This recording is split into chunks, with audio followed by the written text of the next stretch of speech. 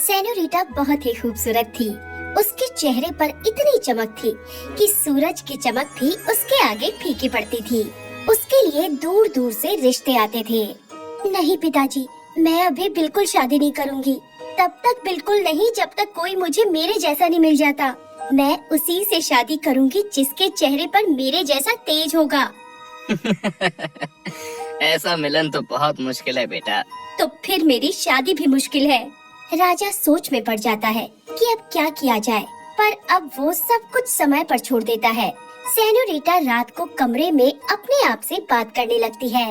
मैंने तो कहानियों में सुना है कि परियां होती हैं, वो मन की हर बात जान लेती हैं और उसे पूरा भी कर देती हैं।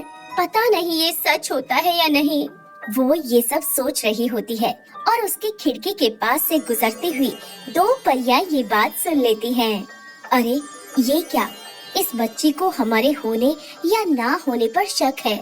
ये तो सही बात नहीं है। हाँ, ये तो गलत हो रहा है। हमें इसकी मुराद पूरी करके इसको ये एहसास दिलाना होगा कि परियां होती हैं जो मुराद पूरी करती हैं।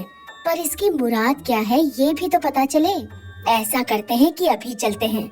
रात में ये ठीक से पहचान भी नहीं आ रही। सुबह आकर मिलेंगे इससे। वो दोनों परियां वहाँ से चली जाती हैं। सुबह तेज रोशनी से वो उठती हैं। अरे ये इतनी तेज रोशनी कहाँ से आ रही है? अभी तो पूरी सुबह भी नहीं हुई है। चल कर देखते हैं। वो दोनों रोशनी की दिशा में उड़ती चलती हैं और देखती हैं कि सेनोरिटा शीशे के सामने खड़ी होती है। उसका तेज पूरे महल में फैल रहा होता है। मेरे शीशे, तुम मेरे चेहरे पर ये तेज देख रहे हो ना? अब बताओ, मुझे मेरे जैसा कहाँ मिलेगा?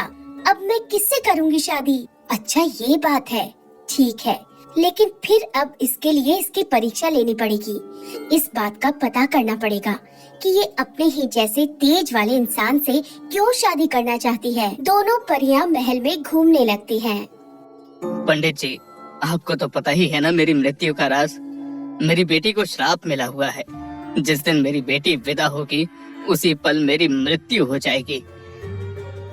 मुझे पता है मेरी बेटी ये जिद क्यों पकड़ कर बैठी है कि उसे उसके तेज वाला इंसान चाहिए, क्योंकि उसे भी पता है कि ऐसा कोई नहीं है पूरे संसार में। बात यह है कि वो शादी ही नहीं करना चाहती है। पर ऐसा क्या हुआ है? मेरी बेटी जब छोटी थी मैंने उसका रिश्ता एक बहुत ही सज्जन पुरुष के साथ किया था। वो राजसी नहीं था तो मेरी बेटी ने मना कर दिया। मैं हाथ जोड़कर माफी मांगता हुआ उनके घर गया, पर उसने मुझे और मेरी बेटी को ये श्राप दे दिया। बाहर खड़ी दोनों परियां ये सब सुन रही थी। अब क्या किया जाए? हाँ, हमें मदद तो करनी पड़ेगी, वरना इसका परियों पर से, उनके जादू पर से विश्वास उठ जाएगा। वैसे भी उसने जो अनजाने में कर दिया उसकी सजा उसे जिंदगी भर नहीं मिलनी चाहिए। हम राजा की पूरी बात तो सुन ले पहले। वो पंडित जी से और क्या कह रहे हैं? वो वापस अपना ध्यान राजा की बातों में लगाती है।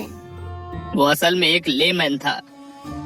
उसे बस मेरी बेटी से शादी करनी थी, इसलिए उसने ऐसे सज्जन पुरुष होने का नाटक किया। जैसे ही बेटी ने मना कर दिया वो अपने असली रूप में आ गया और श्राप दे दिया। ये सब सुनकर परियों को पूरी बात समझ आती है। तो अब हमें उस लेमैन को ढूंढना होगा और राजा और उसकी बेटी को श्राप मुक्त करना होगा। पर हम उसे ढूंढेंगे कैसे? यहाँ से तो चलते हैं, कहीं तो मिल ही जाएगा। वो दोनों पहाड़ों, नदियों और गांवों के ऊपर से होती हुई दूर दूर तक उसे ढूंढ आती हैं कि कहीं कुछ पता चल जाए, पर कुछ पता नहीं चलता। वो दोनों थक कर एक पेड़ पर सो जाती हैं। तभी उन्हें किसी के बड़बड़ाने की आवाज आती है। बड़ी आई थी राजकुमारी कहीं की, मुझे मना करने की हिम्मत कैसे हो गई उसकी?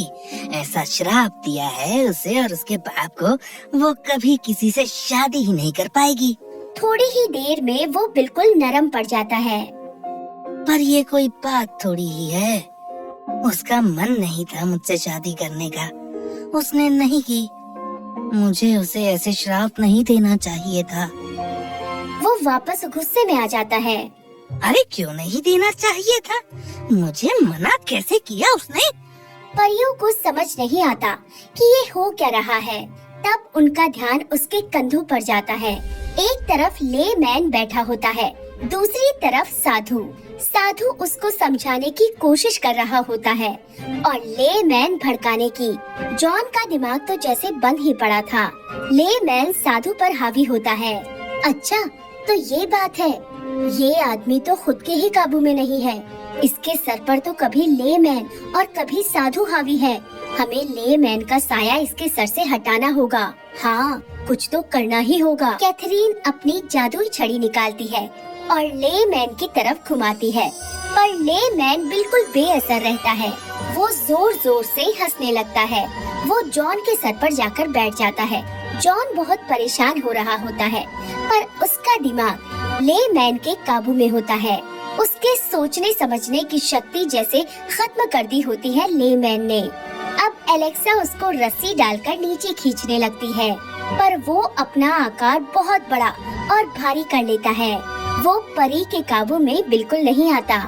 मैं समझ गई, ये कोई मामूली लेमैन नहीं है। ये ऐसे हमारे काबू में नहीं आएगा। मैं एक प्राइस्ट को जानती हूँ। अब हमें उसका सहारा लेना पड़ेगा।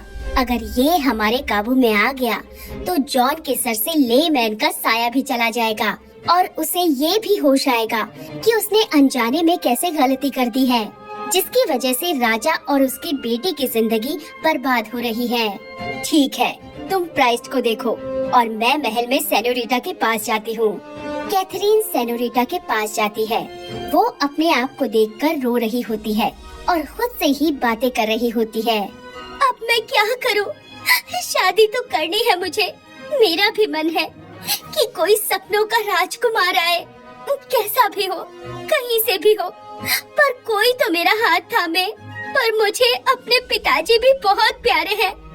मैं उस लेमैन के श्राप की वजह से शादी नहीं कर सकती। कैथरीन जो सब सुन रही होती है उसके पास जाती है। परी, क्या तुम सच में परी हो? हाँ बिल्कुल, मैं तुम्हारी हर इच्छा पूरी करने आई हूँ। तुम मेरी इच्छा नहीं पूरी कर सकती। तुम्हें कुछ भी पता नहीं है। मैं बहुत दुखी हूँ। इतना कहकर वो बहुत रोने लगती है।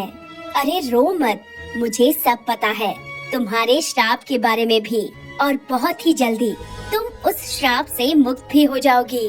फिर कैथरीन उसको सब कुछ बताती है कि क्या हुआ, क्यों जॉन ने उसे ऐसा श्राप दे दिया और कैसे वो खुद और एलेक्सा उसके लिए लेमैन से लड़े हैं। आप बहुत अच्छी हैं। मैंने तो बस सुना था कि परियां ऐसी होती हैं। वो मन की बात जान लेती है, जादुई होती है और फिर हमारी मदद करती है। आज देख भी लिया। मुझे अपने पिताजी की बहुत चिंता है। मैं इसीलिए शादी नहीं करना चाह रही थी, क्योंकि मेरी शादी करते ही उनकी मृत्यु हो जाएगी। आपको तो सब पता है, पर मुझे भी अपने सपनों के राजकुमार से मिलने का मन है। हाँ, तुम बस अब बिल्कुल चिंता मत करो। हमने जॉन को ढूंढ लिया है, जिसने तुम्हें श्राप दिया था। उस समय उसके सर पर लेमैन हावी था और अभी भी है। एक प्राइस्ट की मदद लेकर हम लेमैन को भगा देंगे और जॉन अपना श्राप भी वापस ले लेगा। सेन्योरिटा भागी भागी ये बात अपने पिताजी को बताती है। अरे वाह, परियों ने हमारी सुन ली। मैं तुम्हारे लिए सुंदर राजकुमार ढूंढूंगा। अब तुम देखना मेरी बेटी कितनी खुश रहेगी। वो पूरे राज्य में मिठाइयाँ बंटवाते हैं। उधर एलेक्सा प्राइस्ट को ढूंढने में लगी होती है।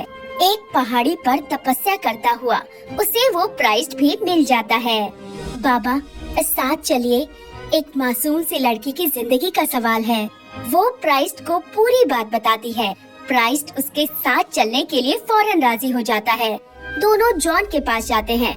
वो वहीं अकेले में बड़बड़ कर रहा था।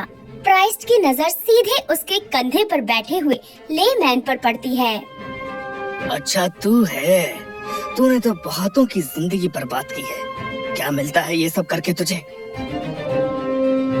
बस मुझे मजा आता है लोगों का दुख देखकर, उनके आंसू देखकर। अरे पापी, भगवान से तो डर। मैं क्यों डरूं उससे? मेरा क्या भला किया है उसने? ऐसी शैतानी काया दी है उसने मुझे एक आम इंसान क्यों नहीं बनाया उसने? अगर मैं तुझे इस काया से मुक्त कर दूं, तो क्या तू जॉन को छोड़ देगा? मैं जॉन को भी छोड़ दूंगा और फिर कभी किसी को परेशान भी नहीं करूंगा। मुझे इस काया से निजात दिलवा दो। प्राइस्ट कुछ तंत्र मंत्र बोलते हैं और ले मैन को उसके काया से अलग कर देते हैं। काया से अलग होते ही ले मैन गायब हो जाता है। ले मैन के गायब होते ही जॉन की बुद्धि भी ठीक हो जाती है। एलेक्सा उसे उसके द्वारा दिए हुए श्राप को बताती है। क्या ऐसा किया मैंने? मुझे जल्दी उसके पास ले चलो। मुझे उससे माफी मांगनी है और श्राप मुक्त करना है। सब सेनोरिटा के पास जाते हैं। जॉन उससे माफी भी मांगता है और प्राइस्ट की मदद लेकर श्राप मुक्त कर देता है। सेनोरिटा श्राप मुक्त हो जाती है, पर सेनोरिटा इतने दुख और गुस्से में होती है कि जॉन की वजह से उसका पूरा जीवन बर्बाद हो गया। वो जॉन को माफ नहीं कर पाती। वो जॉन को श्राप दे देती है कि अगले 7 जन्म तक वो भी कुंवारा ही रहेगा। तो दोस्तों, अगर आपको हमारी कहानी पसंद आई हो तो लाइक बटन दबाएं, वीडियो शेयर करें और हमारे चैनल को सब्सक्राइब करना ना भूलें।